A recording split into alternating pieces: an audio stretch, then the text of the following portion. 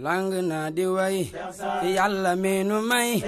xam-xamam ci moo ma jar daw ba dee borom